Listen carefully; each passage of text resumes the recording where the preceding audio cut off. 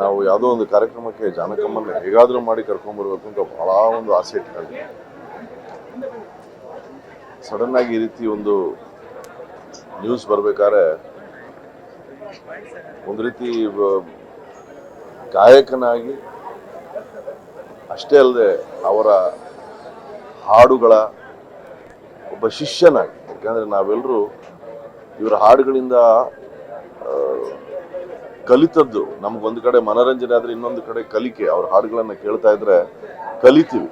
ಓ, ಈ ಪದವನ್ನು ಹೀಗೆ ಉಚ್ಚಾರ ಮಾಡಿದ್ರ, ಈ ಹಾಡನ್ನು ಹೀಗೆ ಹಾಡಿದ್ರ, ಇದರಲ್ಲಿ ಈ ರೀತಿ ಭಾವ ತುಂಬಿದ್ರ, ಮತ್ತೆ ಒಂದ ಎರಡ ಸಾವಿರಾರು ಹಾಡುಗಳಲ್ಲಿ ಇಷ್ಟು ಭಾಷೆಗಳಲ್ಲಿ ಜೀವ ತುಂಬಿ ಆ ಜೀವ ಇವತ್ತು ಮೈಸೂರಿನಲ್ಲಿ ಈ ರೀತಿ ಇದ್ದಾರೆ ಅಂದರೆ ಒಂದು ಕ್ಷಣ ನಂಬಲಿಕ್ಕೆ ಬಹಳ ಕಷ್ಟ. ಆದರೆ ಇವತ್ತು ದಿನ ಇದೇ ಸತ್ಯ. ಇದನ್ನ ಭಾಳ ಒಪ್ಕೊಳ್ಳೋದೇ ಭಾಳ ಕಷ್ಟ. ಆದರೂ ಕೂಡ ಇಂಥ ಮಹನೀಯರು ಒಂದು ರೀತಿ ಏನು ಹೇಳ್ತಾರೆ, ಶಾಶ್ವತವಾಗಿ ಹಿರಿಕರು ಹೇಳೋಗೆ ಸೂರ್ಯ ಚಂದ್ರ ಇರೋವರೆಗೂ ಇವರೆಲ್ಲರೂ ನಮ್ಮೊಂದಿಗೆ ಶಾಶ್ವತವಾಗಿರ್ತಾರೆ. ಯಾಕಂದರೆ ಅವರು ಮಾಡಿರುವಂಥ ಕೆಲಸ ಅಷ್ಟೇ ಅಲ್ಲದೆ ಅವರ ಮನಸ್ಸು, ಅವರ ಹೃದಯ, ಅವರು ನಡ್ಕೊಂಡಂಥ ರೀತಿ ಯಾರಿಗೂ ಯಾವ ರೀತಿಯಾದಂತಹ ತೊಂದರೆಯನ್ನು ಕೊಡದೆ ಎಲ್ರಿಗೂ ಕೇವಲ ಆನಂದವನ್ನು ಮಾತ್ರ ಕೊಟ್ಟು ಹಾಡುಗಳ ಮೂಲಕ, ಅವರ ಮಾತುಗಳ ಮೂಲಕ. ಮತ್ತು ನಾನು ಅನೇಕ ವಿಡಿಯೋಸಲ್ಲಿ ನೋಡಿದ್ದೀನಿ, ಕೆಲವರು ಹೊಸಬ್ರನ್ನ ಅವರು ಅಷ್ಟು ಪ್ರೀತಿಯಿಂದ ಅವ್ರಿಗೆ ಒಂದು ಏನು ಹೇಳ್ತಾರೆ ಎನ್ಕರೇಜ್ಮೆಂಟ್ ಕೊಡೋದಾಗಲಿ ಅಥವಾ ಒಂದು ಮಾರ್ಗದರ್ಶನವನ್ನು ನೀಡೋದಾಗಲಿ ಎಲ್ಲಕ್ಕೂ ಅವರು ಯಾವಾಗಲೂ ಸಿದ್ಧರಾಗಿದ್ದರು. ನಾನು ಇಂಥ ದೊಡ್ಡ ಗಾಯಕಿ ಅನ್ನೋ ಒಂದು ಒಂದು ಒಂದು ಕಿಂಚಿತ್ ಕೂಡ ಅವ್ರಿಗೆ ಒಂದು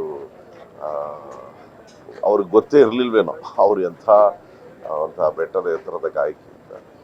ನಾನು ಇವತ್ತು ಒಬ್ಬ ಗಾಯಕನಾಗಿ, ನಾನು ಹೇಳ್ದಂಗೆ ಸಂಗೀತ ರಸಿಕನಾಗಿ ಈ ಇಡೀ ಆ ಒಂದು ಲೋಕಕ್ಕೆ ಒಂದು ತುಂಬಲಾರದ ನಷ್ಟ. ಅವರ ಆತ್ಮಕ್ಕೆ ಭಗವಂತ ಶಾಂತಿಯನ್ನು ನೀಡಲಿ. ಅವರ ಪರಿವಾರವನ್ನು ಭೇಟಿಯಾದ್ವಿ, ಅವರೆಲ್ಲರಿಗೂ ಭಗವಂತ ಶಕ್ತಿ ಕೊಡಲಿ. ಮತ್ತು ಅಷ್ಟೇ ಅಲ್ಲದೆ ವಿಶೇಷವಾಗಿ ಕನ್ನಡದಲ್ಲಿ ಹೇಳಬೇಕು ಅಂದರೆ ಸಾವಿರಾರು ಹಾಡುಗಳನ್ನು ಕೊಟ್ಟಿದ್ದಾರೆ. ಹಾಗಾಗಿ ಅವರೆಲ್ಲ ಇವತ್ತು ಇಲ್ಲಿ ನೋಡಿದ್ರೆ ಆ ಲೈನ್ ನೋಡ್ತಾ ಇದ್ರೆ ನನಗೆ ಎಷ್ಟು ಹೃದಯಗಳನ್ನು ಗೆದ್ದಿದ್ದಾರೆ ಅಂತ ಗೊತ್ತಾಗತ್ತೆ. ಆ ಎಲ್ಲ ಹೃದಯಗಳಿಗೆ ಭಗವಂತ ಶಕ್ತಿಯನ್ನು ಕೊಡಲಿ ಅಂತ ಪ್ರಾರ್ಥಿಸ್ತೇನೆ.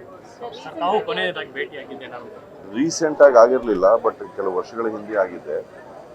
ಅದೇ ರೀಸೆಂಟಾಗಿ ಯಾವುದೋ ಒಂದು ಯಾವುದೋ ಒಂದು ಕಾರ್ಯಕ್ರಮಕ್ಕೋಸ್ಕರ ಅವ್ರನ್ನ ಭೇಟಿ ಆಗಬೇಕು ಅಂತೆಲ್ಲ ಎಲ್ಲ ಮಾತಾಡ್ತಾ ಇದ್ವಿ.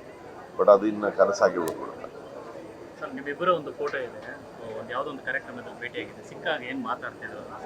ಇಲ್ಲ, ಅವರು ಎಲ್ಲರನ್ನೂ ಪ್ರೀತಿಯಿಂದ ಮಾತಾಡಿಸೋರು. ಅಂದರೆ ಅವರು ಎಲ್ರಿಗೂ ಪ್ರೋತ್ಸಾಹನೆ ನೀಡೋರು.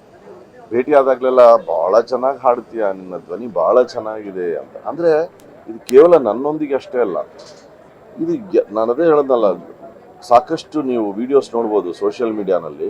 ಹೊಸ ಹೊಸ ಗಾಯಕಿಯರೊಂದಿಗೆ ಅವರು ಕೂತ್ಕೊಂಡು ಅವರೊಂದಿಗೆ ಮಾತನಾಡ್ತಾ ಅವ್ರ ಹಾಡುಗಳನ್ನು, ಅವರು ಹಾಡಿದಂಥ ಹಾಡುಗಳನ್ನು ಆ ಹೊಸಬ್ರು ಹಾಡ್ತಾ ಇದ್ರೆ ಅದನ್ನು ಆಲಿಸಿ ಅದಕ್ಕೆ ಅಷ್ಟು ಒಂದು ಒಳ್ಳೆ ಮಾತುಗಳನ್ನು, ಅದೆಲ್ಲ ಅವಶ್ಯಕತೆ ಇಲ್ಲ. ಅಂದರೆ ಎಲ್ಲವನ್ನೂ ಸಾಧನೆ ಮಾಡಿದ್ಮೇಲೆ ಬಿಡ್ರಪ್ಪ ನನ್ನ ಅಂತ ಇರ್ಬೋದು.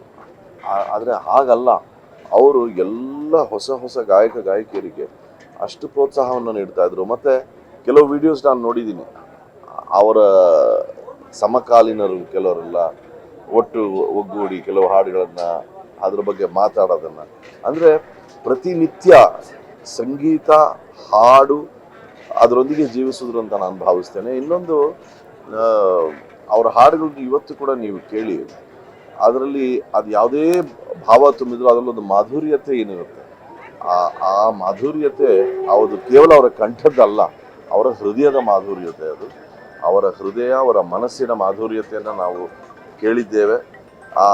ಆ ವ್ಯಕ್ತಿ ಇಲ್ಲದೆ ಹೋದರೂ ಕೂಡ ಆ ಕಂಠ, ಆ ಮಾಧುರ್ಯತೆ, ಆ ಹೃದಯ ನಮ್ಮೊಂದಿಗೆ ಶಾಶ್ವತವಾಗಿ ಇರುತ್ತೆ ಅಂತ ನಾನು ಭಾವಿಸ್ತೇನೆ.